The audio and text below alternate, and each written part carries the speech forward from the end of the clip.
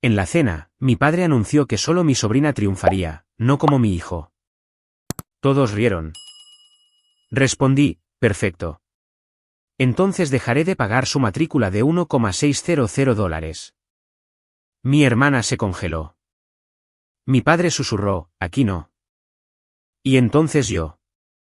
En la cena, mi papá anunció, tu sobrina es la única que logrará algo en la vida, no como tu hijo. Todos se rieron, pero mi hijo de 8 años, Mateo, no. Yo simplemente respondí, genial. Entonces dejaré de pagar su matrícula de $1,600. Mi hermana, Isabel, se quedó helada. Mi papá me agarró del brazo y susurró, por favor, aquí no. Se suponía que era una cena familiar, solo una tranquila noche de domingo en casa de mis padres, celebrando el cumpleaños de mi mamá. Horneé un pastel de zanahoria.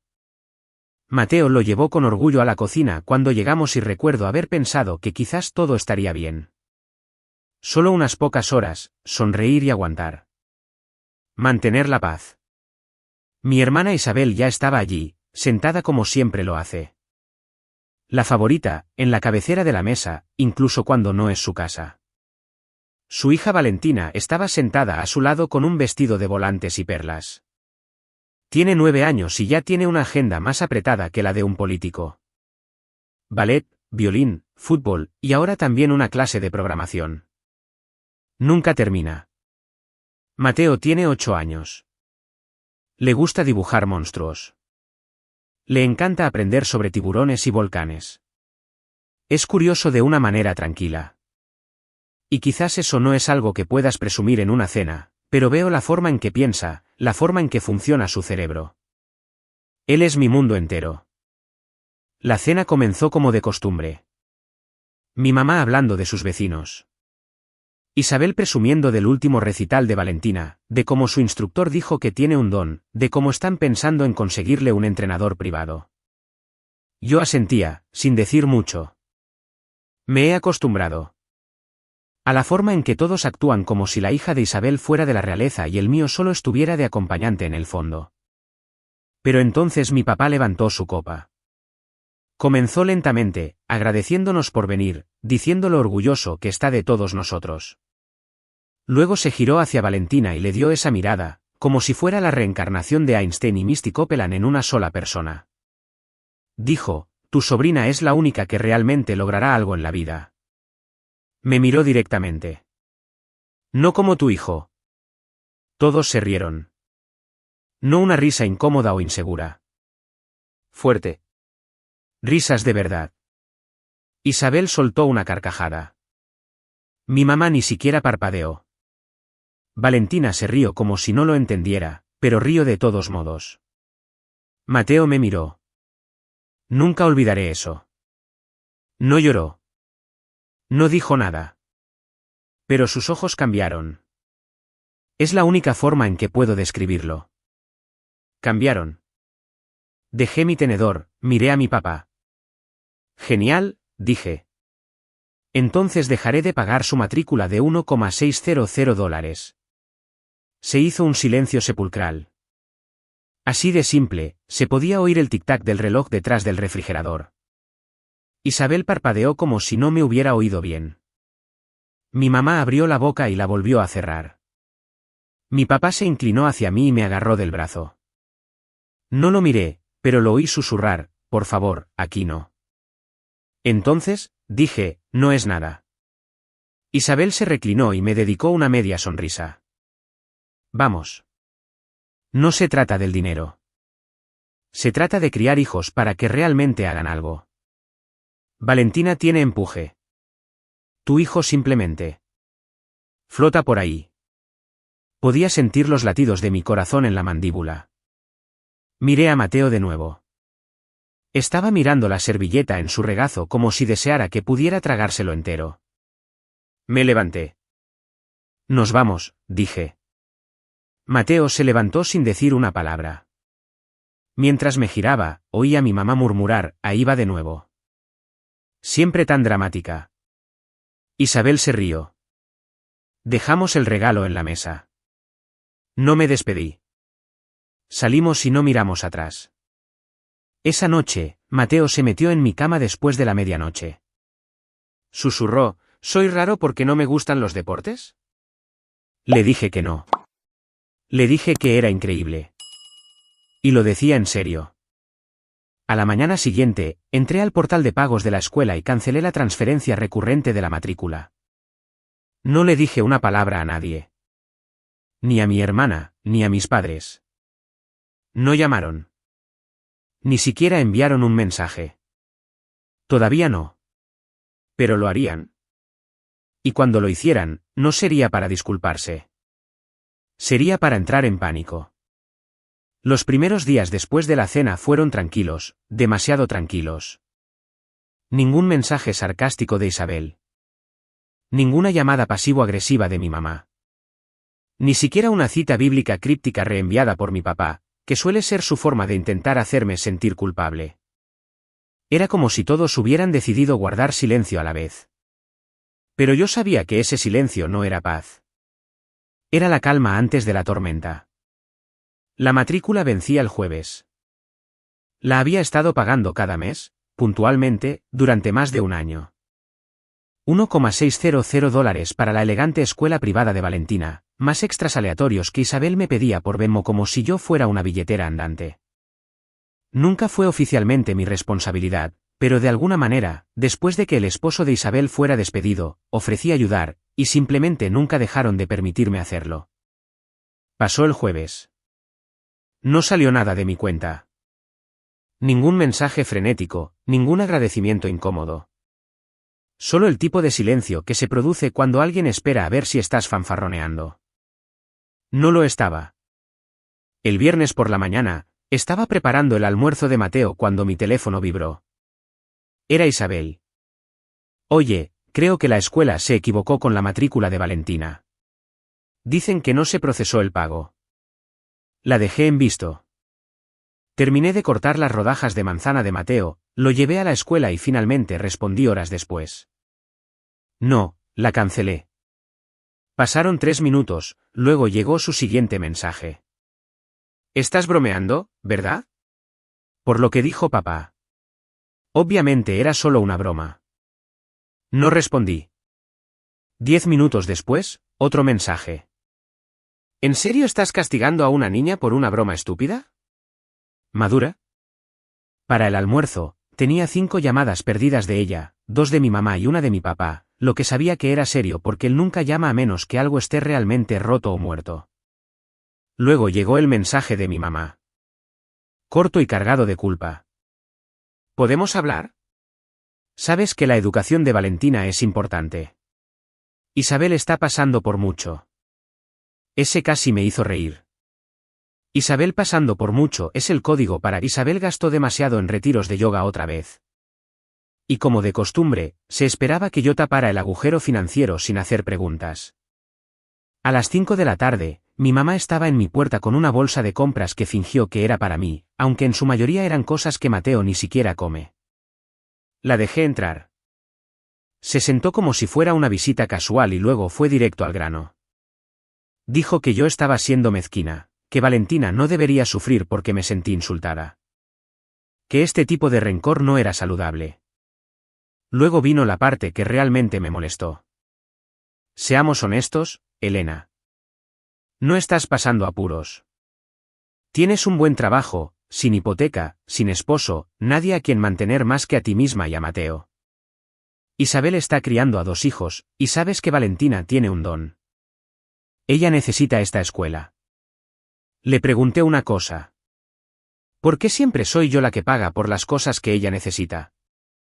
Parpadeó, luego me dio esa mirada como si me compadeciera por no entender cómo funcionan las familias.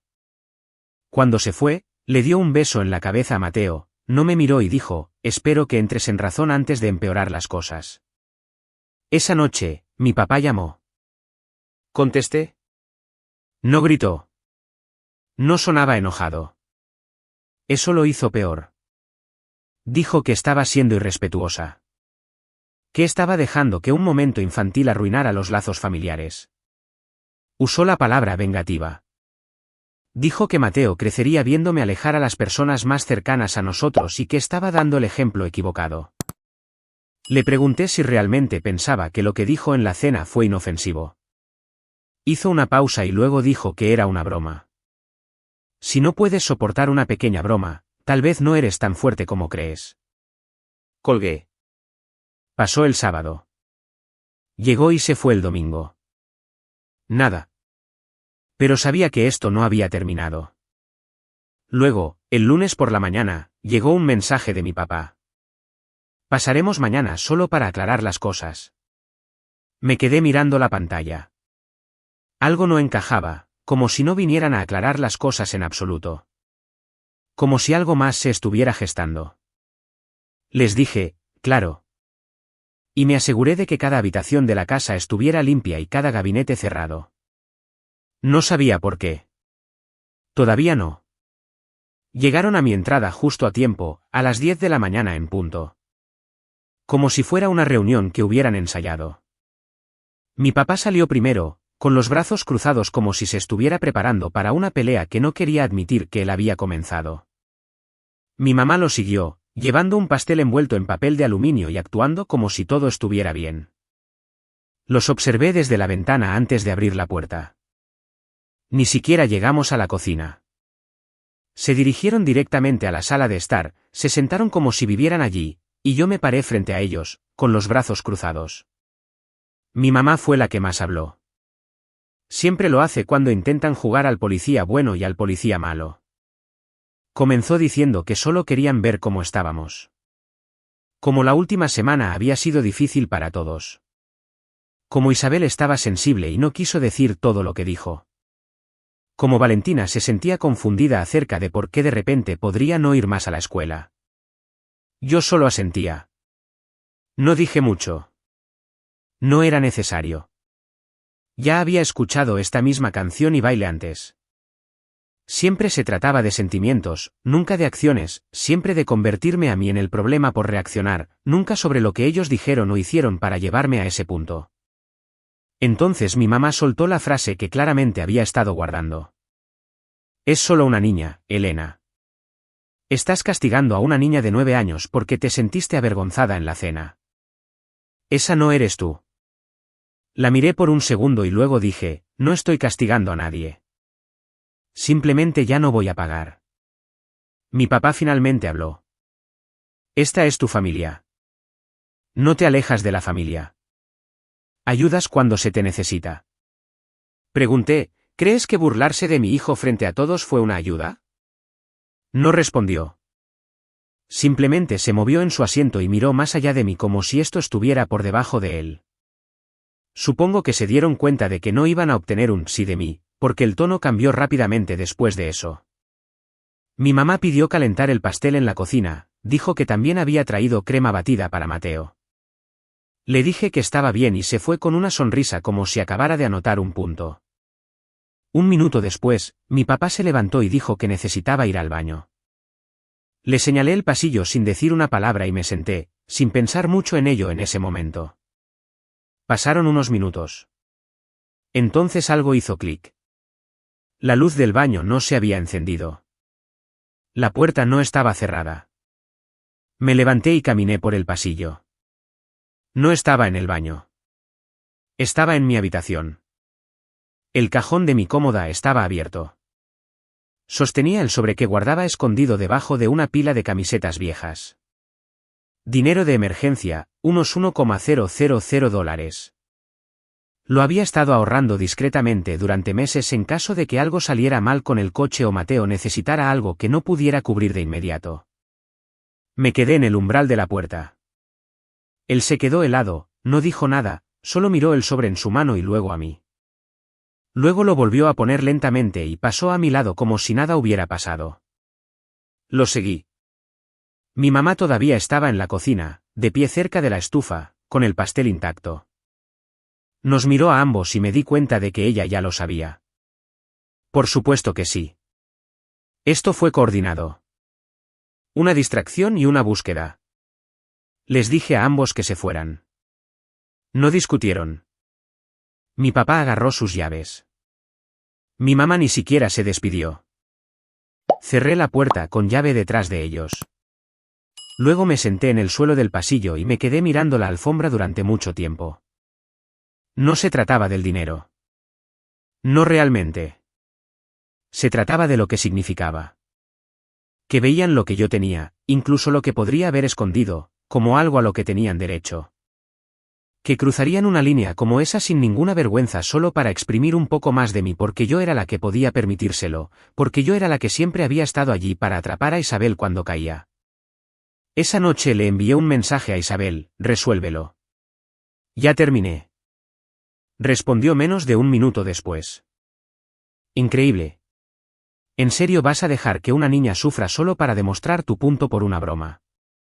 Siempre supe que eras celosa, pero esto es un nuevo nivel de bajeza. No respondí. En cambio, entré en la habitación de Mateo. Estaba dormido, enredado en su manta, con una mano sobre su cuaderno abierto. Tiburones, otra vez. Había dibujado un gran tiburón blanco con una burbuja de diálogo saliendo de su boca. Dentro decía: no te metas con mi mamá. Me senté en el borde de su cama y le hice una promesa allí mismo, en la oscuridad. No dejaría que tocaran una parte más de nuestra vida. Ni con culpa, ni con vergüenza, ni con ataques furtivos o visitas falsas. Que ellos se las arreglaran para pagar la matrícula de su perfecta y dorada nieta sin mí. Si querían a alguien que invirtiera dinero en su futuro, podían abrir sus propias billeteras. Porque la mía estaba cerrada. No lo planeé. Me desperté esa mañana, le preparé el desayuno a Mateo, empaqué su almuerzo y estaba a medio doblar la ropa cuando algo en mí simplemente hizo clic. Como si de repente necesitara quitarme ese peso de encima. No más tarde, no eventualmente, sino ahora. Así que me subí al coche y conduje hasta la casa de mis padres. No envié mensajes, no llamé. Sabía que Isabel no estaría allí. Los martes siempre eran la combinación de práctica de fútbol y tutoría de Valentina, las que yo solía financiar sin siquiera pensarlo. La ironía no se me escapó. Finalmente iba al lugar donde toda la culpa había echado raíces, y ella estaría pateando balones y practicando palabras de vocabulario que probablemente pagué el semestre pasado. Mi mamá abrió la puerta y actuó como si yo fuera una visita sorpresa que pasaba a tomar el té. Dijo: vaya, mira quién finalmente entró en razón. Pasé junto a ella sin decir una palabra y entré en la cocina. Mi papá estaba en la mesa tomando café y mirando su iPad. No levantó la vista, solo dijo: ya era hora. Superemos todo esto. Me quedé de pie. Estoy aquí por mis llaves de repuesto. Eso le hizo levantar la vista. Mi mamá, detrás de mí, hizo un pequeño ruido, una mezcla de decepción e incredulidad, como si acabara de patear a un cachorro. ¿No puedes hablar en serio?, dijo. Elena, no seas dramática. Me giré y la miré. ¿Dónde están? Parpadeó, luego se cruzó de brazos y se quedó allí. No quería dármelas, pero no discutió mucho. Pasaron unos segundos y suspiró, desapareció por el pasillo y regresó con un pequeño plato de cerámica, del tipo que usaba para guardar caramelos de menta. Dentro estaban las llaves. Mis llaves. La puerta principal, el control remoto del garaje, incluso esa llave de repuesto de la puerta que apenas recordaba haberles dado. Las tomé. No quiero que entren por su cuenta nunca más. Ni para sorpresas, ni para favores, nunca. Mi papá se levantó entonces. ¿Así que eso es todo? Una cena y desechas a toda tu familia. No solo insultaste a mi hijo, dije. Lo humillaste. Te reíste en su cara. Y luego, cuando eso no fue suficiente para que entendieras el mensaje, viniste a mi casa e intentaste robarme. ¿Crees que necesitamos tu pequeño fondo para imprevistos?, espetó. Eso no fue robar. Estaba comprobando si tenías algo de sobra. Siempre has ayudado. Ese es el problema, dije. No es ayudar si se espera que dé. Eso es simplemente explotación. Me miró como si no pudiera creer que lo estuviera diciendo en voz alta. Mi mamá intervino entonces, como si tratara de suavizar las cosas. No tienes que convertir esto en una guerra, Elena. Sabes que en el fondo siempre hemos estado orgullosos de ti, pero Valentina. Ella simplemente muestra más esfuerzo. Tiene metas. No es pasiva como Mateo. Me quedé helada.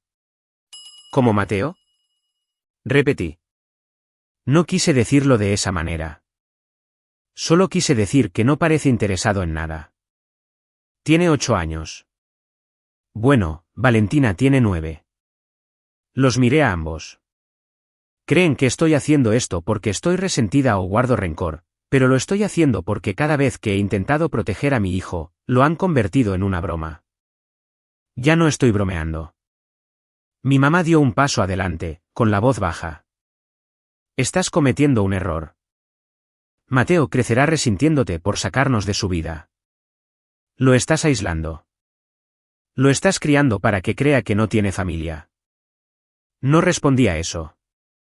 Me giré y caminé hacia la puerta. Cuando estaba a punto de irme, mi papá murmuró, «Te arrepentirás de esto. Un día volverás. Siempre lo haces».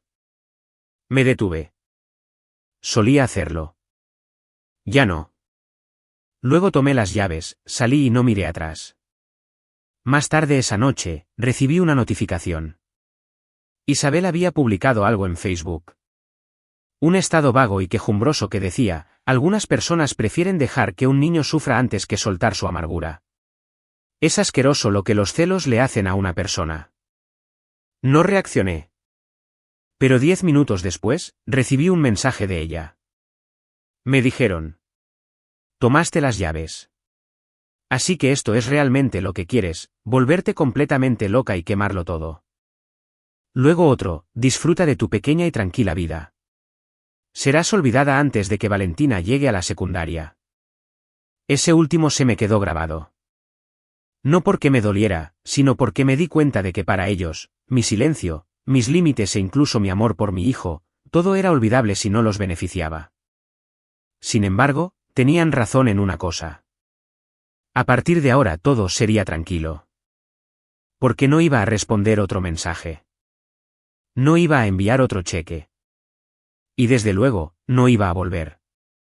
Después de salir de su casa con mis llaves, pensé que eso sería todo. De verdad lo creí. No que se disculparan, no era tan ingenua, pero supuse que al menos se mantendrían a distancia, lamerían sus heridas, susurrarían sobre mí a mis espaldas durante unas semanas. Pensé que el mensaje había sido lo suficientemente claro. Había terminado. Terminado de jugar su juego, terminado de limpiar las decisiones de Isabel, terminado de fingir que todavía éramos una familia solo porque compartíamos ADN. Pero aparentemente, ellos no habían terminado conmigo. Al principio, era solo ruido. Isabel publicó otro estado, algo vago sobre parientes que sabotean por celos, y mi mamá envió un par de mensajes como si nada hubiera pasado. Solo para saber cómo están. Espero que Mateo esté bien. Seguido un día después por, horneé tu postre favorito. ¿Quieres que te lleve un poco? No dije nada. Dejé todo allí, sin leer, no deseado. Luego comenzaron las llamadas de números que no reconocía. Uno de ellos era la maestra de ballet. Otro era de la oficina de administración de la escuela. Aparentemente, alguien les había dicho que había un problema con el método de pago. Solo estaban verificando si lo arreglaría. Le dije a cada uno de ellos que no, formalmente, cortésmente y para que quedara registrado. Dije que no era responsable de ningún pago futuro. Debían contactar directamente a los padres de Valentina. Esa parte se sintió bien. La parte que no, llegó 4 días después. Era un jueves. Había trabajado hasta tarde y Mateo ya había comido y estaba dibujando en la mesa de la cocina. Fui a mi habitación a cambiarme y noté el cajón de mi mesita de noche abierto. Solo estaba ligeramente entreabierto, tal vez una pulgada. Pero nunca lo dejo abierto. Siempre lo cierro por completo porque una vez Mateo derramó jugo dentro y desde entonces he sido muy cuidadosa para mantenerlo ordenado. Esa fue la primera señal de alerta. La segunda fue el leve olor, como si alguien hubiera usado una loción barata, algo que mi papá siempre usaba, en exceso. Revisé el resto de la habitación, luego el pasillo, luego la puerta que daba al garaje. Estaba cerrada con llave. Pero el cerrojo estaba raspado. No roto, no forzado, solo rayado. Luego recordé que había tenido un plomero la semana anterior y había dejado la puerta lateral del garaje abierta mientras trabajaba. Esa misma tarde, mi papá había pasado a dejar un paquete y actuó confundido cuando no lo dejé entrar. Revisé las imágenes de la cámara del garaje. No era solo un hueco en la grabación. Estaba completamente desconectada, es decir, el cable estaba desenchufado de la pared. Mi estómago se hundió. Volví a mi habitación y miré de nuevo. No faltaba nada. Mi dinero de emergencia todavía estaba allí, pero alguien había estado en la casa. Y no habían venido a hablar. Ni siquiera habían tocado la puerta. Habían entrado en silencio, como si lo hubieran hecho antes. Como si creyeran que todavía tenían derecho a estar allí. No dormí esa noche. Me quedé despierta viendo a Mateo respirar, con una mano en el bate de béisbol que guardaba cerca de la puerta, el corazón acelerado cada vez que pasaba un coche. A la mañana siguiente, hice lo que debería haber hecho hace mucho tiempo. Cambié todas las cerraduras. Puerta principal, puerta lateral, garaje. Pagué por un nuevo sistema de seguridad, incluso actualicé las cámaras a unas con copias de seguridad en la nube. Luego llamé de nuevo a la escuela, al estudio de ballet y al tutor, solo para asegurarme de que habían actualizado sus registros. Eliminé mi nombre de todo, permanentemente. Luego hice algo que nunca pensé que tendría que hacer. Presenté un informe policial. No di nombres. Solo dije que había habido un posible intento de allanamiento. Describí la situación sin suposiciones, pero dejé en claro que me lo estaba tomando en serio. Y cuando el oficial preguntó si tenía alguna sospecha, le di una larga mirada y dije, tengo algunas personas en mente. Ese mismo día, bloqueé todos los números que pude. El de mi mamá, el de mi papá. Eliminé el antiguo chat grupal familiar. Incluso me aseguré de que la escuela solo tuviera mi número para Mateo. Sin contactos de emergencia a menos que yo los aprobara. También los quité de la lista de personas autorizadas para recogerlo. Esa noche, mientras arropaba a Mateo, me preguntó algo. Mamá, ¿estamos enojados con la abuela y el abuelo? Hice una pausa. No estamos enojados. Solo estamos manteniendo nuestra distancia. ¿Por qué? Lo miré. Porque no estaban siendo amables con nosotros. Y a veces, incluso si alguien es de la familia, si siguen haciéndote daño, tienes que alejarte. Asintió como si eso tuviera todo el sentido del mundo. Luego dijo, creo que siempre fueron un poco malos contigo. Y así, supe que había tomado la decisión correcta. Al día siguiente, encontré una carta en mi buzón. Sin remitente, solo una página impresa dentro. Si quieres cortarnos el lazo, bien. Pero un día, nos necesitarás, y no estaremos allí. Mateo crecerá sabiendo que alejaste a la única familia real que tenía. Sin nombre, pero no lo necesitaba. La leí una vez, luego le prendí fuego en el fregadero de mi cocina y la vi convertirse en cenizas. Finalmente lo habían dejado claro. No había amor allí, solo expectativas, control y manipulación disfrazados de tradición. Así que hice lo que no esperaban. Los dejé ir. No con un discurso, no con otra pelea, sino en silencio, por completo y para siempre. No me sentí más ligera de inmediato. Esa es la parte que nadie te cuenta. Cortar lazos con personas tóxicas, incluso cuando es lo correcto, no trae un alivio instantáneo. Viene en oleadas. Algunas son tranquilas, otras te dejan sin aliento. Hubo días en los que me cuestioné. Me pregunté si había ido demasiado lejos. Pensé si Mateo crecería y preguntaría por qué apenas conocía a su familia extendida. Pero luego sucedía algo pequeño. Encontraba un dibujo que Mateo había hecho pegado en el refrigerador, o lo escuchaba decirle a su amigo que su mamá era su persona favorita en el mundo, y recordaba exactamente por qué lo había hecho. Pasaron unas semanas. Sin cartas, sin correos electrónicos, sin nadie que pasara por casa. Isabel nunca se disculpó. Mis padres nunca volvieron a contactarme, ni siquiera para el cumpleaños de Mateo, con el que solían obsesionarse, principalmente para aparentar. No enviaron una tarjeta.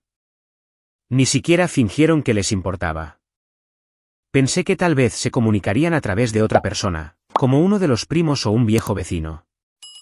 Pero no, era como si me hubieran borrado de sus vidas. Eso debería haber dolido más de lo que dolió. Pero no dolió. Simplemente demostró lo que ya sabía. Solo me querían cuando era útil. Mateo preguntaba por ellos cada vez menos. A veces mencionaba a Valentina, generalmente cuando algo le recordaba las cosas que solíamos hacer con ella. Kits de ciencia, proyectos de arte, visitas grupales al museo. Nunca hablé mal de ninguno de ellos con él. Solo decía que las cosas cambian y que algunas personas no permanecen en tu vida de la manera que esperas.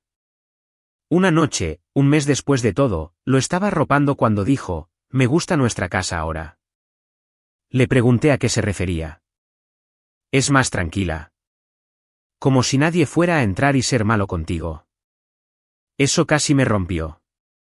Me senté con él durante mucho tiempo después de que se durmiera.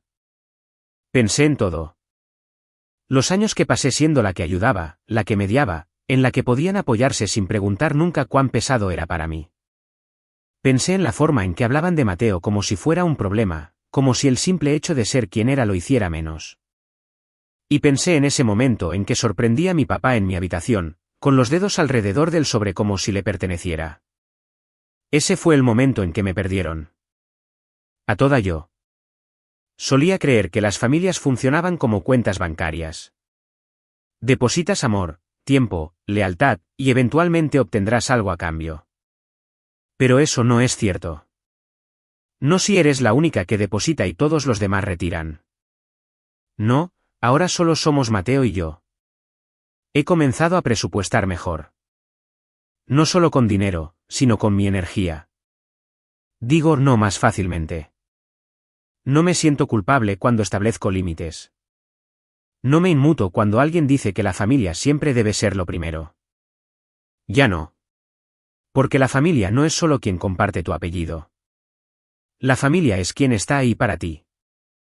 La familia es quien no pregunta qué puedes dar, sino que da a cambio. La familia es quien protege a tu hijo, no quien lo ridiculiza en la mesa. Ellos viven su vida ahora. Escucho cosas a través de amigos en común. Aparentemente, Isabel se queja a todo el mundo de cómo abandoné a Valentina. Mi mamá le dice a la gente que me volví fría después de conseguir algo de dinero. Mi papá, en su mayoría, está callado, o eso me han dicho. Que hablen. Que se mientan el uno al otro hasta que olviden la verdad.